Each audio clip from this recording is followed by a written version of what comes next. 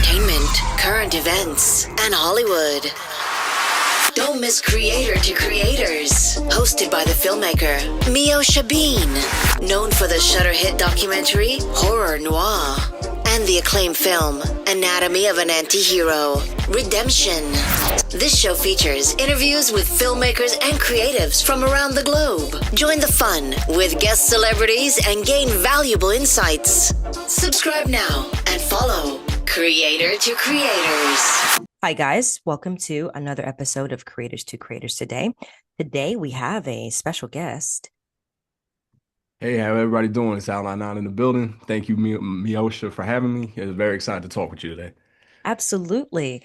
I love going back to the beginning. I say the beginning charts our trajectory in life, our little habits we pick up along the way, follow us into our adulthood.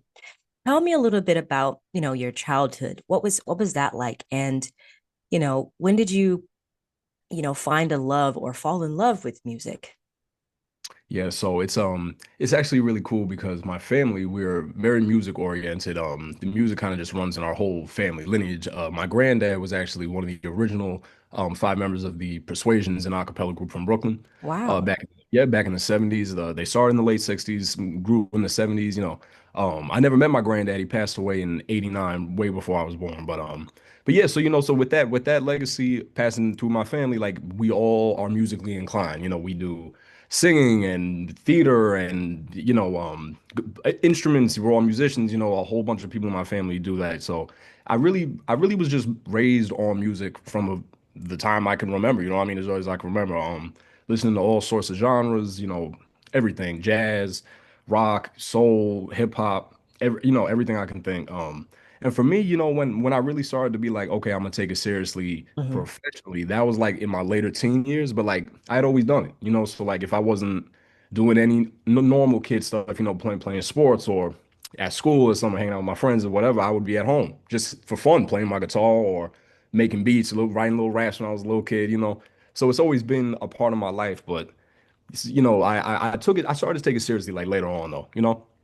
I love that. I love that. Yeah. I mean, because I always wonder, how, like, for me, I come from the film background, so I watched. It was one summer when I was 16 when I rented the Alfred Hitchcock, DVD, like VHS tapes Yeah, at the right. library, and I was like, I knew then. I was like, all right, yeah, this is definitely what I want to do for sure. Like, just something in me changed forever.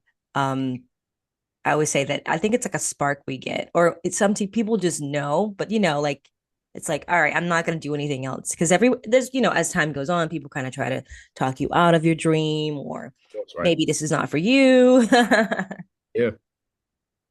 How did you, like, how would you say, like, just when you did, like, obviously you grew up in music, but like, I mean, I'm sure those are big shoes to fill, like coming from a musically inclined family. Did you feel like a big responsibility, or you just kind of felt like, nah, I'm just gonna do what I want to do, how I do it? So it's funny because it's like it's definitely the second part of that, but the first part, and then actually not at all. What I mean? Like it was actually kind of I wouldn't say 100% frowned upon, but it just was not like we after my granddad, like we didn't. No one really took it seriously. Besides, like I have an aunt. I had my TT. She did theater very hard. Like she did theater in New York. My whole family's from New York, so Nice. no, so she did theater and everything, and she grinded. She did it for a long time, but then eventually it just, it's hard, living in a, one room apartment with four people. You know how that grind is, especially back in the day. So it was hard. So she stopped. But me growing up personally, like it was definitely not even a remote thought. Like I thought, like the whole thing in my house was you gonna get an education. Like that was the Right. main. It was like, you gonna go to school. You can play sports. I always played sports growing up. So that was what I thought my whole plan was gonna be. I'm like, I'm gonna be on the Yankees playing baseball, and I'm gonna go to school for engineering or something. That's what I thought. And as I got later on in my life, I was just like, I know I could do that, but it just wasn't. It's not my true passion. It's not my true passion. Like music has always been my true passion. And Yeah. that's when I kind of went to my folks. I went to my parents, and I was like, look, I don't know how I'm gonna figure it out, but I gotta figure this out. Like I gotta do it. However I gotta do it. I'll live in the park. I'll move to New York. I'll go to live in the subway. I just gotta do something that's gonna give me a little bit of life. Right now in my life, it was just a lot. a lot was going on. I just was trying to find my purpose, and Yeah. I was like, look, man, this music is really what keeps me whole, besides Yeah. my family, besides my family. So I'm like, that's when I really took it, and I was like, look, I'm gonna do it for real. And I went to school for it, learned the business side of it, so I always protect myself and everything. And my mom's is my manager, so it's a That's family great. dynamic. Yeah, it's a family process with it, but yeah, it was actually completely not at all. Like it was not no pressure for me, and that's why I think it's so fun for me. You know what I mean? Because there's really Yeah. no pressure. You know. I love that. I love that. I love that you said you have, your managers, your mom, because I feel like, a lot of times people get kind of taken advantage of in this business of music, especially entertainment business. It's like, it's such a, I mean, as much as we love creating, it's like, you're right. It's such a business savvy part. Like that's how you become successful. You think about Taylor Swift or your people like, that who's figured out who has a good business strategy and knows how to stay relevant throughout the times. So yeah, it is amazing. What's one thing that you think a lot of artists and or new artists kind of get, I guess, misinterpret or kind of don't get right at the beginning of their career? Yeah, that's a great question because I talked to so many underground independent artists and we all kind of went through the same process. So like for me, like I'll give you a little story for me. When I first went to community college to get my music business degree, the first lecture, I'll never forget it, the first lecture that my professor told us in class, he was like, look, what is it that you're going to want to sacrifice? Because you're going to have to sacrifice something. And he gave us like five main life things that people would usually, care about, like family time, personal time, work, sleep, and then leisure, stuff like that. So it's like you're gonna have to sacrifice something. That's like I feel like that's like the number one biggest part that people miss when they're first starting is that like it's a job, but it's more than just a job. It's kind of like your whole life. You know what I mean? Like it's not like you don't clock out of this. You know what I mean? Like you Right. don't there's no like okay, punch in at 9, clock out at 5. No, it's whenever inspiration strikes. And you're gonna have to travel and you're gonna have to perform. And that's another big thing that I feel people don't really, really understand when they first start. Like you have to perform. You got to go outside. You got to perform and you got to, because the people want to interact with you. They want to see what your passion is on stage. They want to feel that. So Right. those are like two little things. But then from like a business side of it, like you really have to learn as an independent artist that it's a lot of hype, no, pipe dreams rather. It's a lot of pipe dreams that Mm, like you would think like okay, you would think Taylor Swift, Drake, Kendrick, Beyonce. You would think oh they just they got famous. No, there's so much process to it. Like you have to invest. That's another yes. main huge thing that I've seen. Like a lot of indie artists don't understand that investment part. Like you're never gonna maybe once in a million, someone's gonna drop a hot song on SoundCloud or YouTube and it's just gonna blow up and you'll get a deal, opportunity. That's not gonna happen. You know what I mean? Right. Like you have to promote yourself, you have to invest. And I feel like that's if not the biggest thing, that's one of the top three, four things that like you gotta learn that. Gotta invest Yeah. in yourself. Absolutely. I was looking at some interview with it was I think it was Jeffree Star, and he was talking about how he when he made his first million, he put that million back into his business and made products, and therefore he had something to sell, and I was like, oh, that makes sense. So invest it back into your business. Whatever you make, put it right back into what you're putting out. And I think that's absolutely important. So very good advice. I really like that. Yeah, definitely. I mean, it's so important that it's like I talk about that all the time now. Like, like whenever I'm at an interview or whatever, if I'm just talking to a peer or something in the industry, I'm like, it's so not understood that like you're never going to just get a deal out of nowhere. That's not how it happens. You got to invest in yourself. And I forgot to say with the question, you really got to protect yourself. Yeah. Make sure all your stuff is copywritten. That's the first step. Just get your stuff copywritten. That's the first step.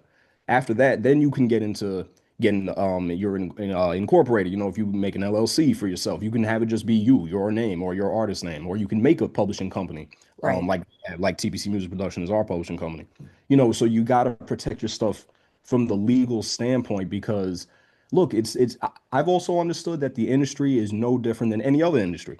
You know what I Right. mean? If you're not going to get a job in the normal 9 to 5 world without filling out your W-9, it's just part of the process. Exactly. You know what I'm saying? It's just part of the process. Like you have to copyright yourself or people will take advantage because that's just what it is.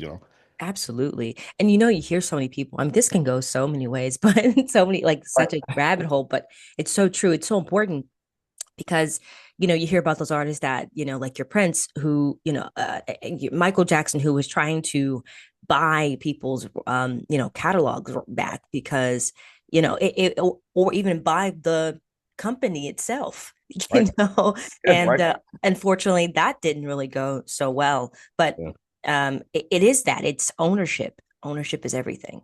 So yeah, it's a really interesting world.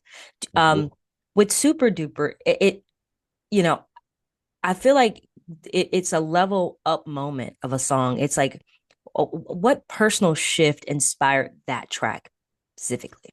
Right.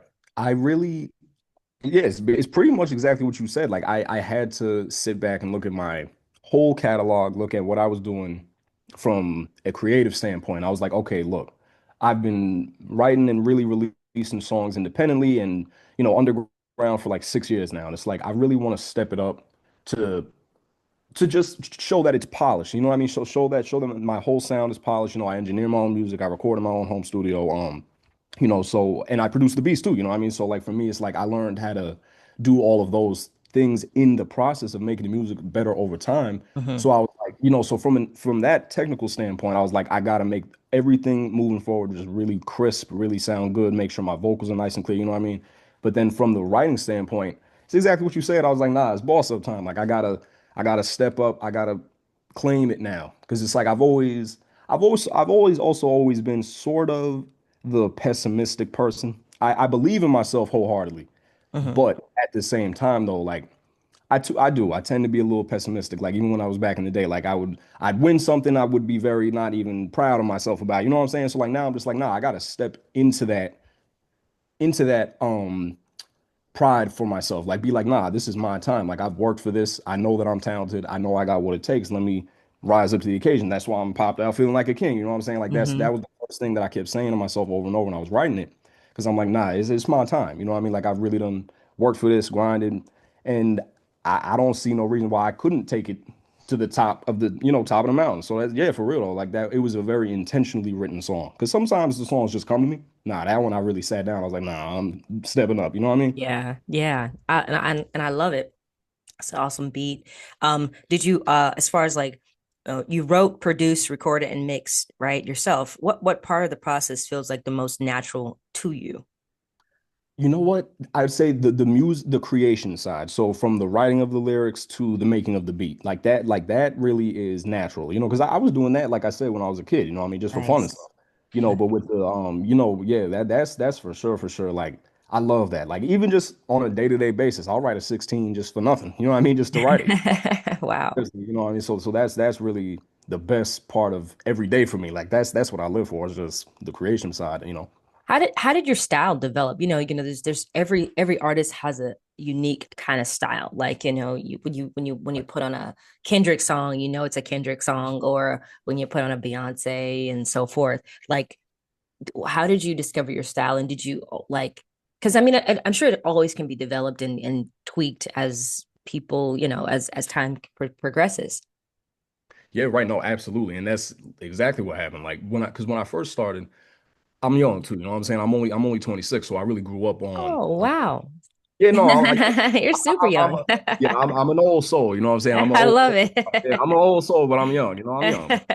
But yeah, so I really grew up on like the real new age sound from the Migos to Future and Young Thug and all that type of stuff. But at the same time, I'm raised and rooted in old school New York hip hop. All my family's from Brooklyn. So for me, it was like I kind of always tapped into both lanes, at least in my hip hop perspective. You know what I'm saying? Like I would always do a little bit of boom bap, a little bit of trap, a little bit of melodic trap, a little Yeah. bit of that jazz rap, like Tribe Called Quest or something. Like I have a lot of songs like that too that's gonna come out.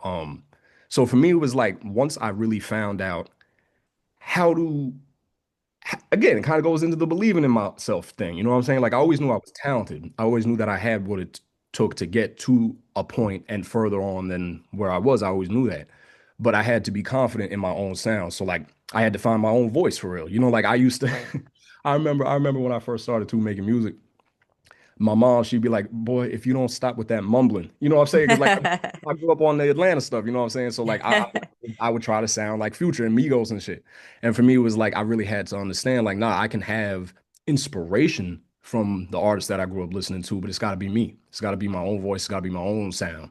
You know what I'm saying? So that's kind of how it developed. But then, like I said, I grew up on so many different types of genres that it all kind of just melds up into AL99. Like it's like another dude that I performed in DC with. He was, we perform and everybody watches each other too. So this was like 2 years ago, and he goes, someone in the crowd said, "Yo, what's that sound, bro? Like we don't even." And he said, "That's the AL99 sound." And I was like, "Word up, though." Yeah, it's like it really is. It's a unique sound. I have a unique, distinctive voice. Like you'll be able to tell it's me on a track. Um, and just all the inspiration from all the artists that I grew up listening to. And Nice. and I learned how to really write better bars because I take my time now. You know what I'm saying? Like Yeah, back in the day, I would just write something. If it sounded cool, I would just do it. right. It was always authentic to my story. But I would use a lot of cursing. I wouldn't really think about, I wouldn't care about the wordplay. I would just say something that, okay, this is the bar, and I move on. But nah, now I take my time. I take my time. I might go back, rewrite it, so that's I kind of love how it that. I love that. That's awesome. What was the vision behind the cinematic music video, and how involved were you in that concept? so I immediately had that thought, like I immediately had the thought of that vision for the video. I was like, I want it to be this type of thing where I'm in a throne, because it goes with the lyrics. Like I'm very into movies too. So it was funny you said Yay, I Alfred. love that. When you said Alfred Hitchcock, like I love movies. I love all of that, all the old school movies. I love that. So for me, I do think very theatrical. I think Nice. theatrical and I think cinematic in my music videos as well. So that vision was like off top. But then I have a team, so Brittany Leah Morrow is my she's the one who writes out the visions. She does the Nice. storyboards and everything, and then I'm working with a videography team of David Shaw and Ivo. I don't remember Ivo's real name, but yeah, so we all work together and we would have some meetings, we would sit down and think about the concept of the video, Right. do different scenes and everything. So it was kind of like a movie production, and that's how I always want the fans of mine to absorb my music and my content. I want them to understand that I'm always trying to put in a little bit of theatrics to it, a little bit of cinema into it. I want them to experience it as if it's like they're watching a movie unfold. And like the whole movie is my whole career. Like that's how I kind of think about it. Like I want them to Okay. watch it as if it's like scene one, scene two, scene three, all the way through until, the end, you know what I'm saying? Until way down the road, 40, 50 years from now, So that's how I kind of think about with my visions and the videos and even the songs. Yeah, no, I thought it was very, great coming from a cinematic background myself, cinematography originally, then getting into film and directing. I was like, wow, I really really enjoyed the black and white. I love a good black and white a music video. I think it's always, I don't know, it's more classy or very Right. very cool. Um, Thank you. Thank you. Absolutely. So I have a fun question that I like asking everyone on this show, and there's no wrong answer, I promise. um, but the three levels of influence: money, power, and respect. If you could choose only one of those things, which one would you choose and why? Hmm. I'm gonna always have to go with respect on that because I feel like respect can lead to the two other things. You know what I'm saying? Like you don't even have to necessarily have money to get things accomplished, and you don't really need power. Having power is great, just like Mhm. having money is great. But I feel like respect can lead to those two other things because doors will just open for you if you're respected. Yeah, absolutely. That's how I think about it, right? Yeah, no, I think that's brilliant. Great answer. Um, Hey, you know, your upcoming LP Elevate drops early 2026. What can fans expect from that project? yeah, I cannot wait for that project. Yeah, no, I like literally I'll be every day I'm just like, oh, I can't wait for it, can't wait for it. It's coming out January 9th to 26th. So everybody stay tuned. But so basically what they can expect is my first showing to the world of my thought process in my life, my thought process in my creation, because it kind of all of my stuff is going to come out in a chronology, so to speak. So the song order kind of does flow into a nice little, you know, timeline kind of, you know what I mean? Like he kind of goes through and you kind of see the story that I'm trying to build with all the Hmm. songs. And you'll hear different sounds. You know, they also call me Versatile Al. And that's literally what is in that. And that's what's going to be in everything moving forward. You know, you're going to hear the two singles, Pop and Superduper, that are already out, but you're going to hear, you know, dark trap. You're going to hear introspective trap. You're going to hear boom bap. You're going to hear love rap. You're going to hear party rap. You know, you're going to hear all sorts of different types of styles and meanings in the music and vibes too. You know, like there's so many different BPMs and tempos that you can vibe to. Like, you know, if you like a boom bap sound, you'll have that. If you like a melodic trap, if you like a fast drill, like trap sound, you know, so everything is going to be in there like that. And I'm excited for it. I think people are really going to enjoy it. Yeah, I love that. I can't wait. Um, you perform up and down the country, from DMV to Brooklyn to Atlanta to Arizona. What city has given you the most surprising response? Wow. The most surprising response. That's a cool way to put it. Let me think. The most surprising response, I guess, you know what? I've performed so many times in New York that it's hard for me to kind of like, I'm not surprised by it anymore, but definitely when I first started, like, you know, because you hear all the stories. You know, New York is like it's the hub. You know, if you're not in Yeah. LA, if you're not in LA, you in New York for it. You know, that's the hub of the industry. So for me, it's like Right. when I first started performing in New York, I was like, yo, damn, I hope they don't boo me. You know what I'm saying? Like that's what I always heard growing up. You know, because my mom's, man, she grew up. You know, she grew up in it. Like she was 14 when the first hip hop song came out. You know, so she literally Wow. was there when it was birthed. You know, and that's all I've heard growing up and just watching, even too, watching my watching my heroes, Hove and Nas and Big and you know all that. And I was like, man, I just really hope they don't boo me. You know what I'm saying? Because I had a different sound. You know, I knew that it wasn't the classic New York boom bap sound that people was used to. Yeah. So I was like, I just, you know, I'm like, I hope they rock with it. And really, from the first time I performed, it was an immediate response of love and like, yo, you dope. Like everybody, like the first show I did 3 years ago in the city, they was like, nah, you cold, like you got it. Yeah. So that was definitely initially surprising. You know what I'm saying? But like now, you know, now people in the city know me, you know, so they know what I'm gonna deliver. Yeah. You know what I I mean? But love but yeah, that. off top though, I was nervous. I ain't gonna lie to you. I was nervous. I was like, oh man, I really hope they like it. But they did. You know, they kept loving it. So Yeah, I sure it's super like nerve-wracking. Like you just never kind of get over those, you know, like because especially when you're performing and then you want people to feel what you feel when you wrote it and how you felt, and receive that energy. Because yeah, it's like, yeah, it's amazing what artists do. So yeah, no, literally though, and it's like now what it more so is, it's more nerves of excitement. So like, yeah, you know, I've heard many big time artists over the time say this. You still get those jitters. You know, the jitters never go away. It's just it changes though. So now it's not that you're nervous about like, oh man, I hope I'm good. You just yeah. kind of I want to kill it so bad. You know what I'm saying? Like it's different. You know what I mean? I love that. Um, I'm curious, I love talking to, people about the journey. And, sometimes the journey is, obviously it's ebbs and flows. Sometimes we have like these really high highs and really low lows that, and because we live in a society where on social media, everything is so, you know, we put the best photo out, right? We're always looking our best online and people don't see the grind. People don't see the late nights and no sleep to get that Right. great music that you're putting out. Um, what challenges have you faced as a artist building everything from scratch?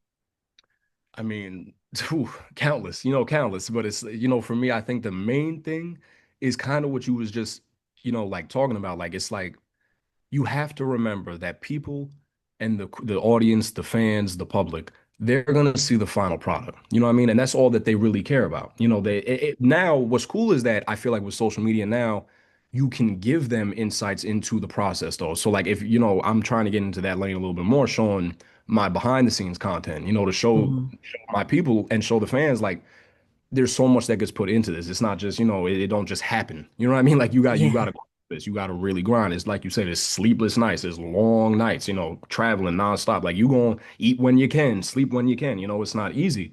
Um, but that's like the overarching thing that I always try to tell myself too. Like, they're not gonna care until it's time to care, period. You know what I mean? And that's just life, I feel like.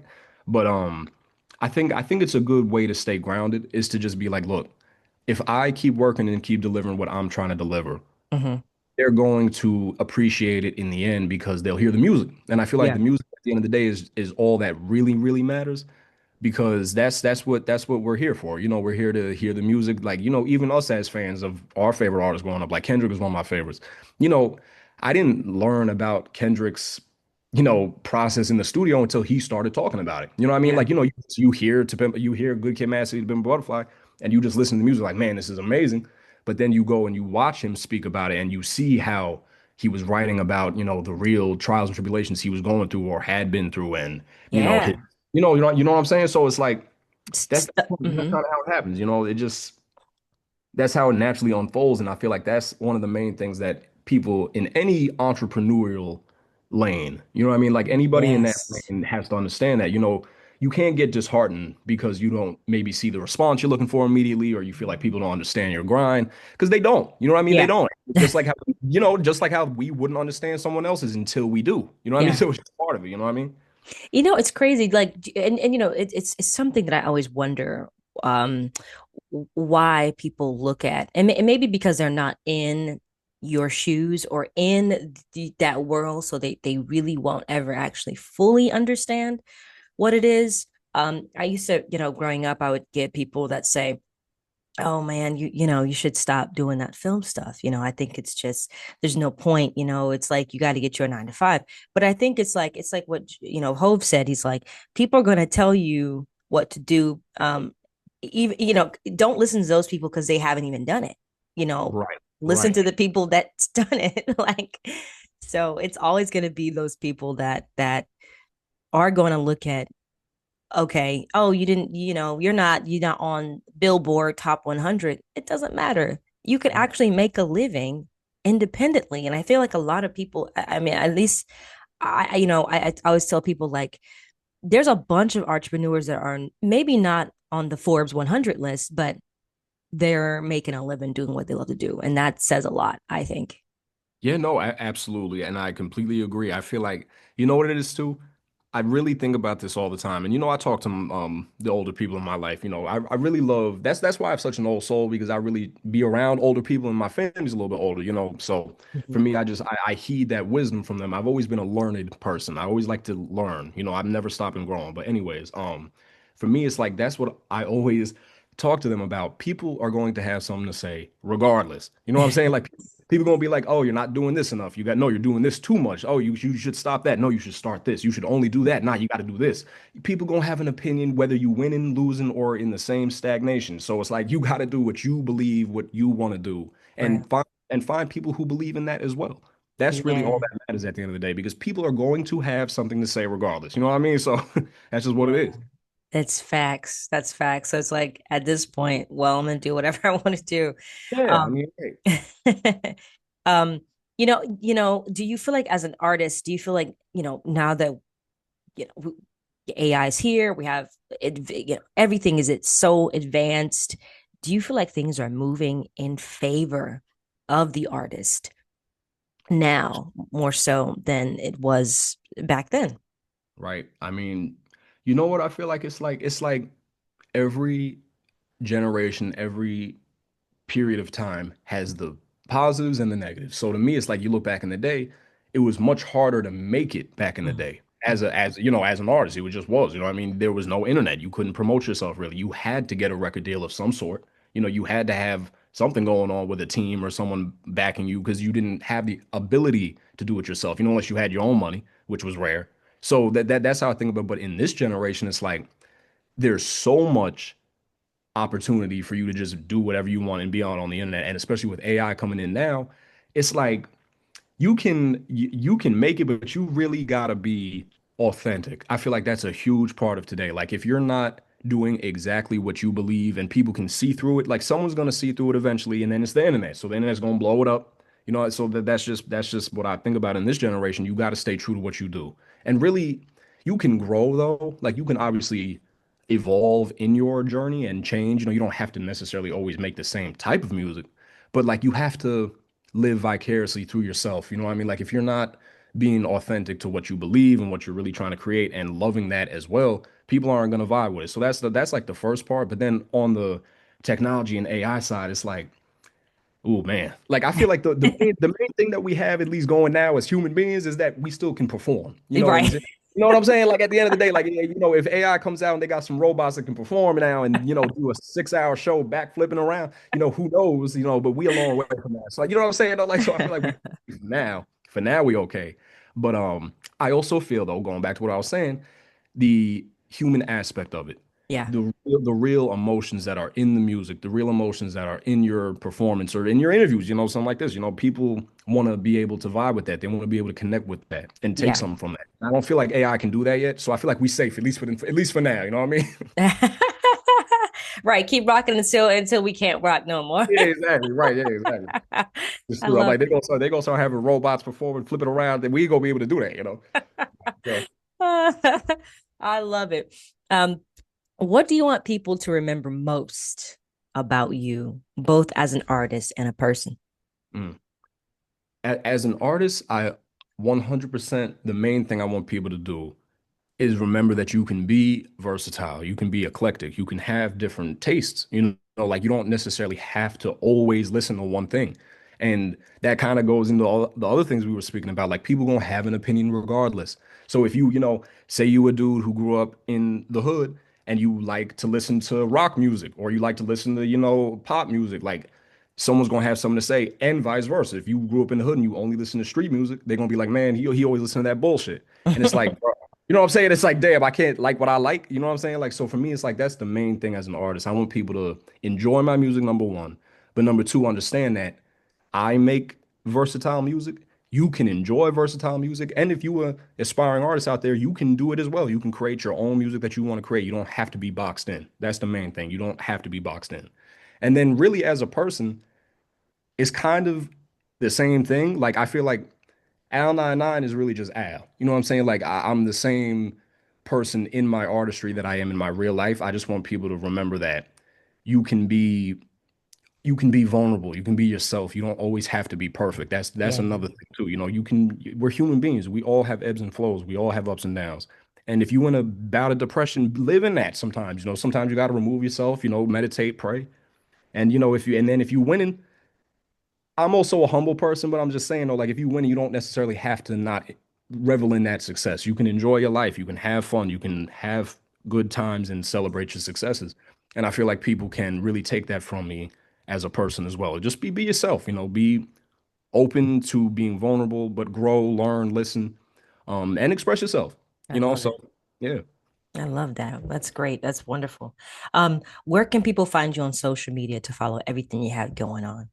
So yeah, cool. You can find me on Instagram number one at underscore Big Al 4 number 9. So it's underscore BIGAL9999. And then from there, you'll see my link trees in my bio, and you can get everything from there. You can see my website, my streaming platforms, you can get my YouTube, so everything is in there. But first, definitely go to Instagram and you'll find me from everywhere from there. Awesome. Well, it was a pleasure. It was such a pleasure. Really quick to wrap this up, what advice would you give to, that kid or that little boy, that little girl that wants to, whether it's music, acting, whatever, pursue their dream, what something that you would tell them? The main thing I would tell them, you gotta believe in yourself. And I also feel like that there's so much in that that's like it's kind of hard to just say it like that, just in 6 words. It's like for me, it's like really that's what it all really comes down to. Because you have your own vision, you know what you want to do. Because like for instance, like I have a friend and the little girl, she was talking about I love singing. I love singing. I want to do it. She's like 9, right? And the Oh, way I was looking at it, I was talking to bro and I'm like, bro, it don't matter that she's 9. You know what I'm saying? Like she know what she want to do. And I also feel like that's another thing that kids they might not have the verbal skills to tell you what they mean, but they know what they're trying to say and they know what they feeling. You know what I mean? Like it right. don't I've always believed that. I've always believed that because I remember being that kid where it was Yeah. like, okay, just because I'm 7, 8 years old doesn't mean I don't know what I'm feeling or trying to say.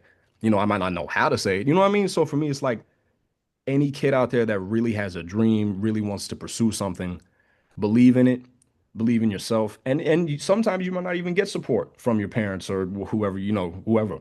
And it's like you gotta love them, but at the same time pursue your own passions. Seriously, you have That's to, right. because then you're not going to live for yourself. You're living for them. And at the end of Mm, the day, we're still our own people at the end of the day. So you know what I mean? So that's for sure what I would tell a kid. Like you got to believe in yourself, and whatever you want to do, put work into it. Because that's hmm. another thing. Dreams, visions without work are just dreams. That's right. You got to work for it. You got to grind. You got to work, and it's not going to just happen overnight. You really got to be dedicated to it. So that's for sure what I would tell a kid: stay on your grind and believe in yourself for real. That's beautiful. Thank you so much. It was a pleasure talking to you. And come back anytime. I wish you all the best. And everyone go stream Superduper and check him out. Check out all the work that you've got. I mean, it's just amazing work you're doing. So thank you. I appreciate you, Queen. Thanks for having me. Absolutely. And thank you all for listening. And always remember to live, love, laugh. We'll see you guys next time. Bye bye.